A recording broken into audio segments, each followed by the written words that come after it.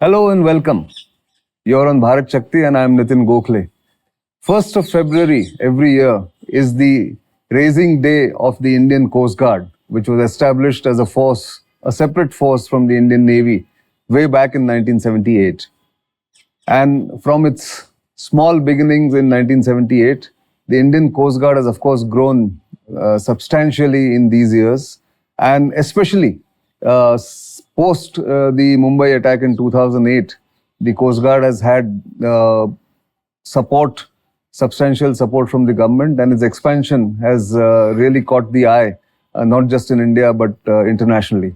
And to celebrate that occasion of Raising Day, I have with me the Coast Guard Director General, Paramesh, who's taken over as DG in October 2024. So welcome to this interaction, and thank you for your time. Thank you very much, Nitin. Pleasure. So, I just mentioned that Coast Guard really got into an expansion mode post the Mumbai attack in 2008. And I read somewhere that there was a plan to have 200 ships for Coast Guard and subsequent aviation assets going forward. At this stage in 2025, where are we as far as Indian Coast Guard is concerned? Okay. So insofar as the numbers are concerned, we are 151 ship strong Coast Guard. And if you add the auxiliary craft, which totals to about 58, the figures touch 200. Okay. And the aircraft we have in an inventory are about 78. Mm-hmm. Okay. 78 aircraft, which includes the Dornier and the rotary wing. Rotary wing also. Okay. But also simultaneously your responsibilities have increased as far as Coast Guard is concerned post the Mumbai attacks, and especially because now we say that the Indian coastline has gone from the traditional 7,000 kilometers to about 11,000 plus kilometers. So first of all, please explain to our viewers why the coastline has increased in terms of mileage, and then what it brings as an additional responsibility to the Coast Guard. Okay. So the earlier coastline was about 7,516 kilometers, and now the increase is, it has been increased to about 11,097 kilometers, which includes the creeks, estuaries, and also the islands, both inhabited, uninhabited, the rocks and the islets. Mm-hmm. And the responsibilities for us are humongous. With a coastline, as I just mentioned, of about 11,097 kilometers, an EEZ of 2.01 million square kilometers, and an Indian search and rescue region of 4.6 million square kilometers. So the quantum of area or the swath which we need to cover or respond is humongous. And there have been instances where we have been called to, save lives out at sea, mm-hmm. as far as about 600 to 700 nautical miles from our coastline. Mm-hmm. And we have immediately responded with, alacrity to, prevent a loss of life, loss of property, mm-hmm. and damage to the marine ecosystem. So it's like you said, it's a large area to cover. So is India now seen, and India and Indian Coast Guard, and along with the other three armed forces, seen as the first responder in the region? Absolutely. And it extends from where to where, if you can give a geographical expanse in a way. Okay, now insofar as the EEZ is concerned, from the baseline, it's about 200 nautical miles. Both sides? Both east, sides. West, north, south, whatever. Yes. And the search and rescue region extends well outside the limits of the EEZ. Mm-hmm. And if you see pictorically, it goes as close as to the coasts of some of the Arabian nations like Oman, on the fringes of the Maldivian EEZ, mm-hmm. and on the east, it goes well into the Bay of Bengal and the areas which abut the Bay of Bengal. I see. So huge areas. So obviously, right now you are in a position where you have spoken about doing multiple rescue operations, sometimes HADR also. One instance comes to mind was that, putting out fire on that ship off the coast of Colombo a couple of years ago.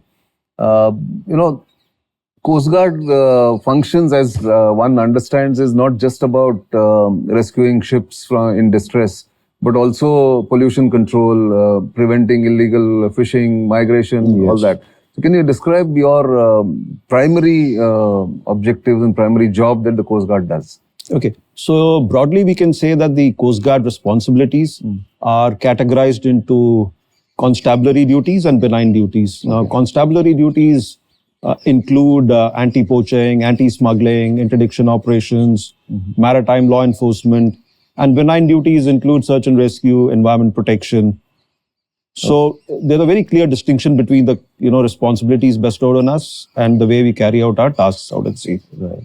Now, to answer your specific question of the incident of the ship that is the tanker MT New Diamond, which had caught fire on the east coast of Sri Lanka.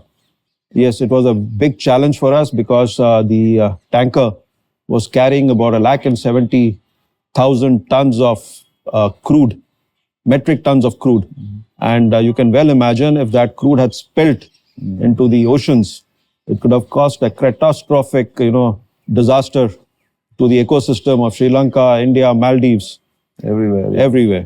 And our response was prompt because, we keep analyzing, we carry out a risk analysis, and based on the risk analysis, we keep redeploying our assets out at sea. It's not a fixed area where we patrol. So, we keep sending ships and aircraft to different areas in the easy so that every inch can be covered as far as practicable. Right. So, because now Coast Guard also, as I said, has got the capability and capacity as you already described. One of the challenges for the Coast Guard, I presume, would be very dense traffic on the western coast in the Arabian Sea, fishing vessels, a lot of traffic going, and also the Indian Ocean becoming more and more important and critical for trade and commerce. So where does Coast Guard concentrate its surveillance, for instance? Does it look at particular sea routes, or does it only look at the coast areas near the coastline? Okay, now we have factored in all the requirements which could arise out at sea, and our deployments are centered towards those situations which could arise. So we have ships and craft which patrol close to the coast, and we have an intermediate layer wherein the FPVs patrol, and the offshore patrol vessels and the advanced offshore patrol vessels patrol the fringes of the EEZ. Okay. So, and we keep rehatching these patrol areas based on our past experiences on the quantum of fishing and shipping traffic which is expected to transit these locations, and we keep a very sharp eye through constant surveillance by both ships and aircraft, and thereafter we reorient our ships wherever it is required. One of the confusion in people's mind whenever I talk to some commoners or some people in universities and colleges is always, what is the exact jurisdiction of the Coast Guard as far as the distance from the shore is concerned, and what is Navy's? So if you can explain that a bit before we move on to other subjects. So our tasks, as mandated and enshrined in the Coast Guard Act, is to defend and protect by all means India's sovereignty in the EEZ. Okay. So we are empowered under various laws and acts which we can use to safeguard our marine resources and to prevent any unlawful activities in the EEZ, which, as I said earlier, stretches from the coastline to 200 nautical miles out at sea. Okay. So this is a misnomer then, because a lot of people, somehow there is a notion that you got jurisdiction only up to 12 kilometers or nautical miles from the coast, which I'm glad you've now clarified. It's not that you can go up to Till 200 nautical miles everywhere. So the other thing about Coast Guard is that a lot of people have confusion whether it's the armed forces, is it controlled by the Defense Ministry of Defense, or it comes categorized under the Central Armed Police Forces. Again, if you can clarify that. Okay. So, this is a very pertinent question which you've asked, and a lot of people are still unaware of where we stand and where we operate. So the Coast Guard is the fourth armed force of the Union, and we are firmly with the Ministry of Defense. Right. Exactly. So that is an important clarification, because a lot of confusion about what is the status of Coast Guard. But let me move on to your primary job of surveillance, HADR.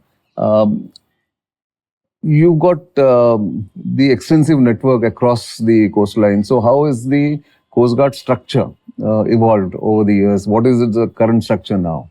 So the Director General sits at New Delhi, is headquartered at New Delhi. Sure. Because the linkages with about 14 ministries are established through the office of the Director General and the Coast Guard headquarters. Right. And we have 2 3-star officers, and one in Mumbai and one in Vishakhapatnam, Right. called the Coast Guard Commanders, Okay. Western Seaboard and Eastern Seaboard.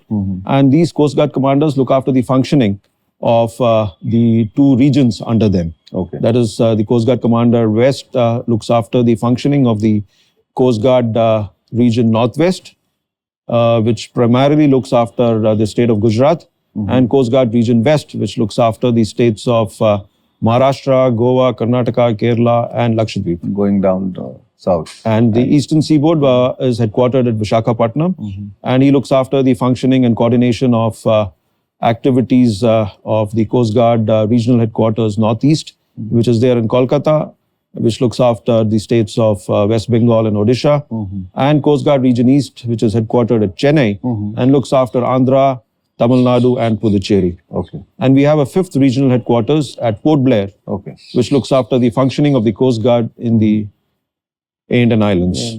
In the Andaman Nicobar Islands. Yeah. So we'll come to the Andaman Nicobar Command and the Coast Guard regional headquarters in Port Blair specifically. But 2 or 3 things stand out in India's immediate neighborhood in the maritime domain is increasing illegal fishing, also smuggling, not just of narcotics. I think the Coast Guard had a very major drug haul in the Bay of Bengal, I think recently, which we'll talk about. But when you divide your task, when you look at your major tasks, you've already mentioned benign and Constabulary. Constabulary. In the constabulary, what is your major challenge in the region, in the maritime region around India? Now, the challenges which we face, could stretch from, narcotics to illegal immigration to IUU fishing and poaching. Okay. And we have been very, very, sharp and careful to prevent the landing of narcotics into our country. And this is in sync with the government's initiative of Nasha Mukt Bharat. And we are deploying our ships and aircraft to ensure that not a single, narcotic item ever reaches our coastline. Right. So that's an important task to do. I need to take a break. I'll come back with more questions. I'm in conversation with the Director General of Indian Coast Guard on the eve of the Coast Guard Raising Day, which is on 1st of February. Don't go away. Our borders, a symbol of strength, guarded by our brave warriors. As the proverb goes, armor strengthens the greatest warrior. A1's fences are that armor for the armed forces. A1 Fence delivers quality in every inch, products, services, and insights, providing solutions, tackling every challenge in any terrain or condition.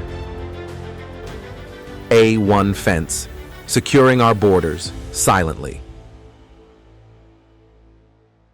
Welcome back. I'm in conversation with DG Coast Guard Paramesh, and I was telling you earlier that I needed to understand what's happening in the Andaman Nicobar islands, group of islands, and what Coast Guard has been doing there of late. One of the largest drug hauls trying to enter India was recently prevented by the Coast Guard. And so tell us a little more about that area, how important that area is now for not just for India, but also how Coast Guard contributes to that protection. Okay, now the waters of A&N are very, very important for us because the maritime boundaries of a lot of other nations like Myanmar, Bangladesh, Thailand, Malaysia, Indonesia are contiguous to us. Right. So with respect to that, it is absolutely important. And it is our constant endeavor to ensure that the seas and oceans are used only for legitimate purposes, to ensure sound ocean governance. and we cannot have, the seas and oceans becoming a playground for illicit activities. And as you clearly mentioned, that the recent haul of Met, which is a contraband, was affected in the month of December last year. And the quantity was about 6,016 kgs. And the notional amount for Indian markets would be around 37,000 crores. It's a huge, Absolutely. humongous quantum of Correct. smuggling would have taken place. Yes. And even during the past few years, say from 2019, we have seen a lot of, narco shipments on the West Coast also. And we have been very successful in apprehending narcotics on the West Coast also. Right. In Andaman Nicobar Command, one of the experimentation that has taken place for the past 25 years now has been the evolving jointness among all the four components of the armed forces. How has that evolved as far as Coast Guard is concerned? How is your coordination with the other three elements? Well, the coordination with the other three services is fantastic. And under the able guidance of the SINCAN, we are able to, discharge our mandated tasks without any hindrance. Right. And whenever there is a requirement for us to, sail out our ships and aircraft for a specific task, the SINCAN always facilitates. So there has never been an issue of the Coast Guard which is unable to, perform its or, go out for meet a particular task of the Indian Coast Guard. You have, of course, the regional headquarters, like you said, in Port Blair, but there must be, I don't know, what do you call it, stations or something? We have else? district headquarters. Okay. So- Across the island chain? Yes, so we have one district headquarters at Diglipur and one at Campbell Bay. So north and south. South. Basically. And under these district headquarters, we have various stations also. Like there's a station in Maya Bandar. There are 3 stations in Hud Bay, Kamurta. Okay. So you have any plans to enhance your assets or capacity in that area? Because now that is becoming an important location for India's Act East policy. From a springboard or an outpost, it's becoming a springboard for India's Act East policy. Also keeping a watch on the Malacca Straits, which is an important choke point. What are your plans there? Yes, so when we have this force accretion, which is already on the anvil, Right. and when it takes shape, we will be positioning, additional ships and aircraft in Port Blair to supplement the ongoing efforts. Okay. So let me switch back from there to the mainland. There has been a constant accretion in Coast Guard assets. I can see that inflection here because I was actively reporting that time. And 2008, like I mentioned, since then, a lot of accretion has taken place. But what are your future plans and what are the challenges that you face? I think recently 2 ALH helicopters, advanced light helicopters had a crash. You lost people there. Yeah. What are the main challenges in not only force accretion, but also meeting the challenges of or the objective of Atmanirbharta in defense? So the government of India has very clearly understood the importance of the Coast Guard, and they are well, they're very well aware of the fact that there is a need to strengthen the Coast Guard because, as I had explained earlier, the sea areas are huge, Right. and the swath is really wide for us. Sure. So there are, plans afoot to have more ships and aircraft inducted into the Coast Guard, which will include offshore patrol vessels, fast patrol vessels, Right. and also aircraft, a mix of both fixed and rotary wing. Okay. And this is also going to be supplemented by the use of technology, wherein we are going to get additional 38 coastal surveillance network stations Right. across the mainland and the island territories, which will supplement the earlier existing 46 radar stations. I see. So that will enhance your surveillance Absolutely. capability. Also, is there a plan to increase your stations and accretion in the human resource as far as Coast Guard is concerned? Insofar as the stations are concerned, I think we have reached the desired limits, and there is no plans afoot to have more stations in place. But certainly, our requirement for the workforce to be inducted is there with the government of India, and very soon we'll be having the force accretion also, which is going to be commensurate with the asset accretion. That's right. I was speaking about Atmanirbharta in defense. How are you encouraging that as far as your induction of technology and assets are concerned? Are you looking at Indian companies, Indian vendors, more than what you did earlier? Yes. So insofar as Atmanirbharta is concerned, we have about 60% indigenization content in our ships. And the aircraft indigenization content is about 75%, which is very high. Okay. And, based on the directives of our Honorable Raksha Mantri, we have also, had meetings with the CMDs of various DPSUs. And we have exhorted them that, to increase the indigenous content for which they have readily agreed. So in the future accretions of ships, we will be seeing an enhanced increase in the Atmanirbharta component. And insofar as the Coast Guard is concerned, we have taken a lead to identify certain key components which were, being outsourced from abroad, like the RO plant membrane, the radars. So these things, we are going to have them indigenized so that our dependency on the foreign components is drastically reduced. That's important because I think that's the way forward as far as armed forces are concerned. But also there is a lot of emphasis on recruitment of women in the armed forces of late. And in that respect, how is Coast Guard looking at that particular trend that is happening now? Okay, so you'll be pleasantly surprised that it was the Indian Coast Guard which was the first armed force to introduce women into the ranks. And we have about 88 women officers in the Indian Coast Guard, which is about 4.5% of our strength. Okay. And the women officers have performed exceedingly well. And, we have given them command of the Dornier aircraft, they have flown the Chetak helicopters, and also have commanded the hovercraft out at sea. Okay. So gradually they might even command ships going forward. I mean, your petrol vessels. Absolutely. And, the new inductions, offshore petrol vessels and advanced offshore petrol vessels have been designed to accommodate women officers so that they are also on par with our male counterparts in every walk of life. That's good to know. The other issue about recruitment in the ranks has been how Agniveers have been inducted into the three armed forces. Do you have any plans to induct them directly, or are you going to take them from the pipeline that emerges from the three armed forces? So the government has given us a very clear directive that once the Agniveers finish their term, I think in 26, we will be inducting 10%. The first batch of Yes, so we will be taking 10% of that strength into the Coast Guard ranks. And so that should give you a ready-made kind of human resource, trained human resource that should enhance your efficiency perhaps going forward. So finally, I want to turn our attention to Coast Guard's international relations.